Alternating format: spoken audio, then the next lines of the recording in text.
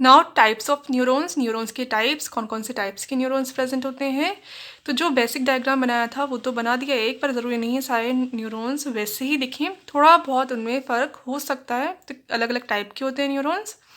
अब फर्स्ट अपन देखें किसकी बेसिस पे, प्रवर्धों की संख्या के आधार पर, यानी उसमें जो प्रोसेसेस निकल रहे हैं, प्रवर्ध जो निकल रहे हैं सोमा से, वो कितने निकल रहे हैं उसके बेसिस पे अपन डिवाइड करें तो कितने टाइप के हो जाएंगे, ये 3 टाइप के हो जाएंगे। First multipolar, second bipolar and third unipolar. अगर सोमा से बहुत सारे प्रोसेस निकले, मल्टीपोलर है, मल्टी मीन्स मोर देन 2-3 से भी ज़्यादा निकले अगर प्रवर्ध, तब उसको कहेंगे मल्टीपोलर। तो ये देखिए सोमा से कितने निकल रहे हैं प्रवर्ध, 1 2 3 4 5 6 7। इस डायग्राम में कितने शो हो रहे हैं, 7, यानी ज़्यादा हैं ये। और 7 ही नहीं होते, फिर बहुत सारे होते हैं नंबर्स में। तो ऐसे न्यूरॉन जिसमें सोमा वाले पार्ट से बहुत सारे प्रोसेसेस निकल रहे हैं, तब ऐसे न्यूरॉन को कहेंगे मल्टीपोलर न्यूरॉन। तो जो डायग्राम बनाया था, जो स्ट्रक्चर एक्सप्लेन की थी, वो किसकी की थी, मल्टीपोलर न्यूरॉन की थी। इसमें ये क्योंकि मेनली यही प्रेजेंट होते हैं, जो ब्रेन है, ब्रेन में स्पिनल कॉर्ड में मेनली कौन से प्रेजेंट होते हैं, मल्टीपोलर न्यूरॉन ही प्रेजेंट होते हैं। तो ये सोमा, ये डेंड्राइट, ये एक्सन और ये इसके टर्मिनल फाइबर या ब्रांचेस, यहाँ पे कर देना टर्मिनल फाइबर्स और ब्रांचेस। फिर सेकंड बाईपोलर, बाई मीन्स 2, यानी कितने प्रोसेस निकलेंगे इससे, 2 प्रोसेस निकलेंगे। तो सोमा से कितने निकले, 1 और 2 ही निकले। एक तो एक्सन है ही, एक्सोन वाला पार्ट बना लेगा, आगे टर्मिनल फाइबर्स निकल जाएंगे उससे।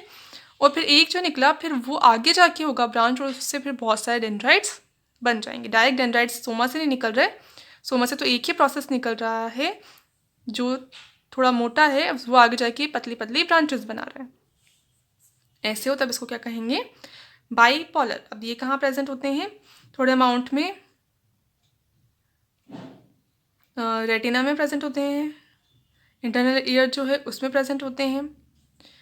तो रेटिना हुआ, इंटरनल ईयर हुआ, या फिर ऑल्फैक्टरी एरिया में जो प्रेजेंट होते हैं, ब्रेन का पार्ट होता है ऑल्फैक्टरी एरिया, उसके अंदर जो न्यूरॉन्स प्रेजेंट होते हैं वो किस टाइप के होते हैं, फिर बाईपोलर, ये बहुत कम होते हैं।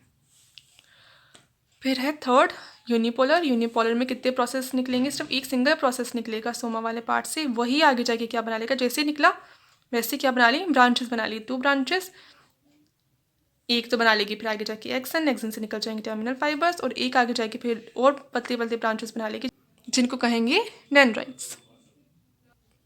कहाँ मिलते हैं ये, जो सेंसरी ऑर्गन्स होते हैं उनमें प्रेजेंट होते हैं, यानी ये एक्सेप्ट करने का काम करते हैं सिग्नल्स को, सेंसरी है तो सिग्नल्स को एक्सेप्ट करने का काम करेंगे।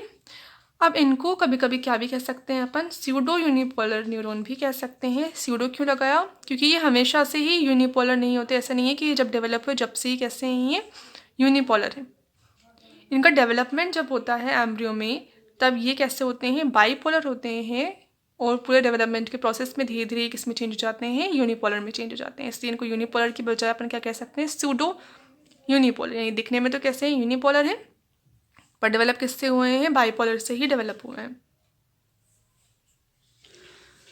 अब देखें किसके बेसिस पे, सेकंड कार्य के आधार पे, काम क्या कर रहे हैं न्यूरॉन, उसके अगर बेसिस पे अपन डिवाइड करेंगे तो फिर कितने टाइप के न्यूरॉन हो जाएंगे, 3 टाइप के न्यूरॉन हो जाएंगे। कौन कौन से हो जाएंगे, sensory, inter neuron and motor neuron. Sensory neuron, inter neuron and motor neuron. अब सेंसरी है, क्या काम करेंगे, सिग्नल को एक्सेप्ट करने का काम करते हैं। और ब्रेन में जो प्रेजेंट है वो कौन से हैं, इंटर न्यूरॉन। तो सेंसरी न्यूरॉन कहाँ लेके जाएंगे, सिग्नल को ब्रेन तक लेके जाएंगे, यानी इंटर न्यूरॉन तक लेके जाएंगे। फिर इंटर न्यूरॉन जो है यानी ब्रेन जो है वो सिग्नल देगा, उसको रिस्पॉन्ड करेगा, उस जो सिग्नल आया उसके अकॉर्डिंग रिस्पॉन्ड करेगा। तो उस रिस्पॉन्ड को लेकर फिर कौन जाएंगे, मोटर न्यूरॉन जाएंगे। ठीक है, ऐसे अपन शो कर सकते हैं। पेरिफेरल जो नर्व्स निकलती हैं पूरी बॉडी में फैली हुई रहती हैं, वो क्या बनाती हैं, पेरिफेरल नर्वस सिस्टम बनाती हैं बॉडी का। सेंट्रल नर्वस सिस्टम में कौन कौन आते हैं, ब्रेन आती है एंड स्पिनल कॉर्ड आती है। ब्रेन और उसके पीछे से जो मेडुला के बाद निकलती है जो cord like structure, spinal cord, वो आते हैं सेंट्रल नर्वस सिस्टम में। तो कोई भी सिग्नल आया वो कहाँ तक आएगा, पहले तो ब्रेन तक या फिर स्पिनल कॉर्ड तक, यानी CNS तक, सेंट्रल नर्वस सिस्टम तक।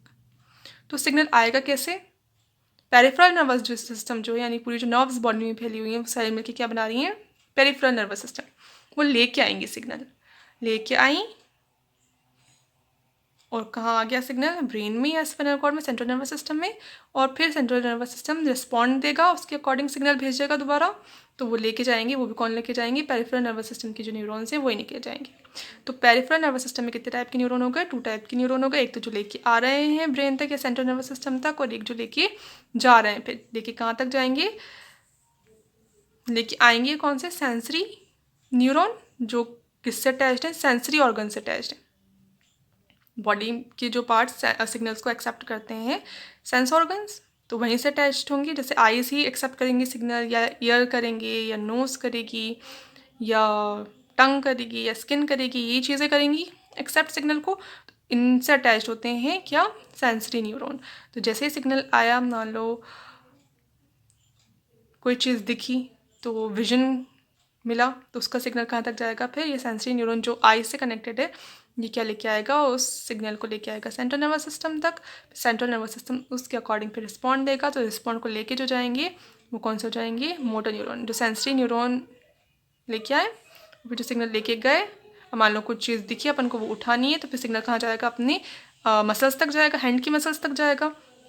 तो हैंड की मसल्स क्या हो गई, इफेक्टर ऑर्गन हो गई। तो यहाँ तक जो सिग्नल, जो रिस्पॉन्ड का सिग्नल है, वो कौन लेके जाएंगे, फिर मोटर न्यूरॉन लेके जाएंगे। तो आई से आया सिग्नल, कौन लेके आया, सेंसरी न्यूरॉन लेके आया, कहाँ गया वो, ब्रेन में या स्पाइनल कॉर्ड में, सेंट्रल नर्वस सिस्टम में, जहाँ पे प्रेजेंट है इंटर न्यूरॉन।